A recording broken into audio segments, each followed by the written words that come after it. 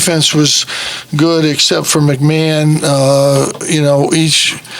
Joe left them once, Buddy left them once, Elijah once, and Quincy once. And the one thing we wanted to do in the first half was not to let McMahon get free, and that was the difference in the half. The second half, our guards did a better job. We found him better, but we didn't rotate and take away the inside play, and that was it. That was the game. They just got too many easy shots, obviously, down there.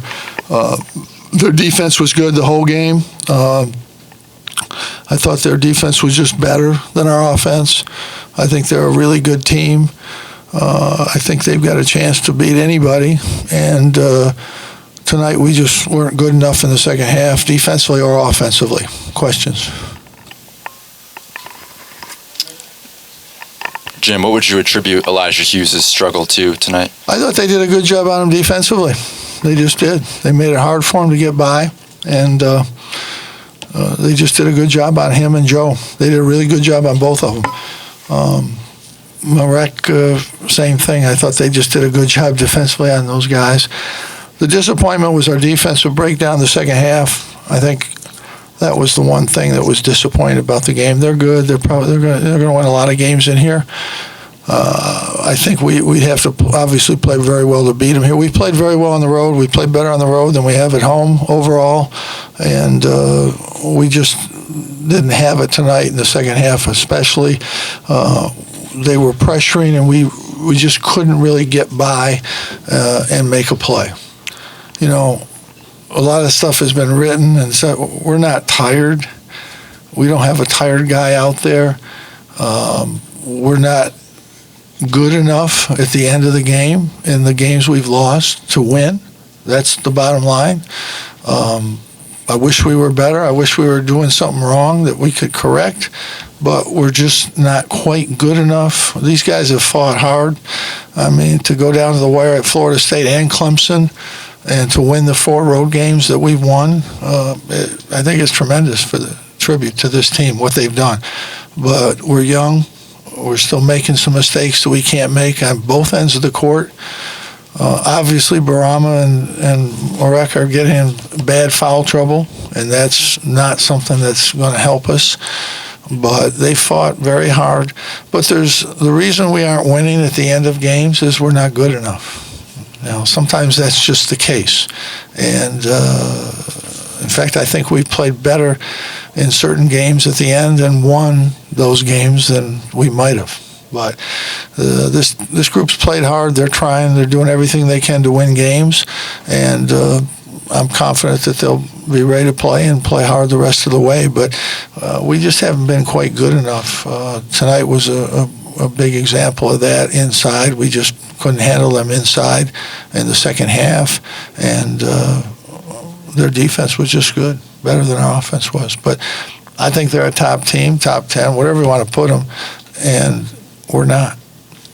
Simple, pretty simple, really. You don't have to be a rocket scientist to figure that out.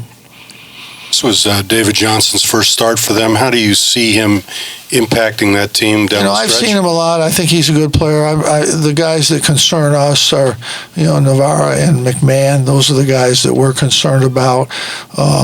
And they're big guys down inside. Those are the guys that concern me. I didn't, again, David Johnson, I've seen him this year. I've seen him do some good things, but he's not a guy that I'm concerned about in our zone. I'm concerned about those guys, the big guys, and Navarra and McMahon. Jim, this is the first game in about 3 months that you weren't in. Mm-hmm. What do you tell the players after this one, especially with 5 games left?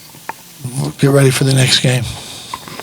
This isn't rocket science, Mike. There's nothing about this. They're going to play 31 games this year. We're going to go out and try to play all 31. You're going to have a bad game. Every team basically in the country is going to have one, unless you're, Baylor maybe or Kansas or there's 3 or 4 teams that maybe haven't, but everybody else is going to have a game or 2 where they're not there. This team has been, I think, in the league has been as competitive as I could have asked them to be. We're not good in the middle. We have trouble with big guys. The reason we lost our non-conference games is we gave big guys, pretty much around 24 and 10 every game. We can't handle those guys.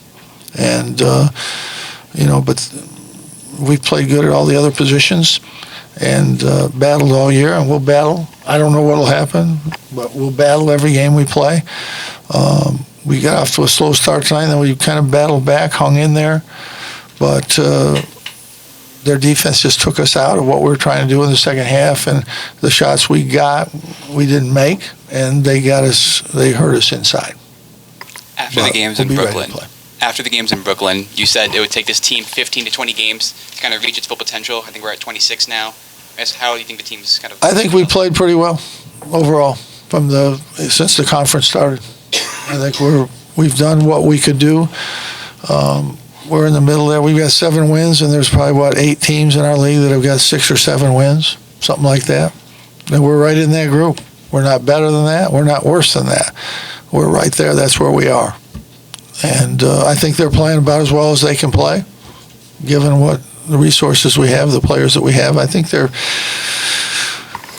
had some incredible games. Florida State, we had every opportunity to win the game, and Clemson, we had every opportunity to win the game, and those are good teams and tough to beat at home. And, they got away right at the end. But they didn't get away because we're tired. They didn't get away because we don't have enough guys. We got more than enough guys, and we just haven't quite been able to get the stops when we needed to at the end of games, and that's something we work on every day to try to get better. But we're just not there yet. And I don't know if we'll get there, but we're going to keep trying. We'll try to be better Saturday. That's what we'll try to do.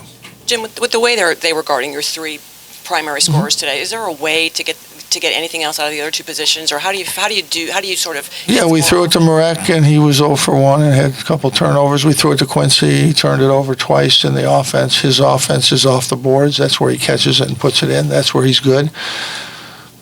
We can't throw those guys, any of those inside guys, the ball. We don't have a post presence, so we're working with the perimeter guys to try to establish our offense from there, and our offense is pretty good. It's one of the better offensive teams in the league. Today, though, was a little... Well, yeah, let's see, we played 26 games. We've had 25 pretty good games, and tonight wasn't good. So what are you going to do? As soon as... You mean like after 5 minutes we just should start throwing the ball inside? No, I'm just saying when... We're doing what we can do to win the games. That's what we're doing. All right? And we're going to do that every game. All right? Period.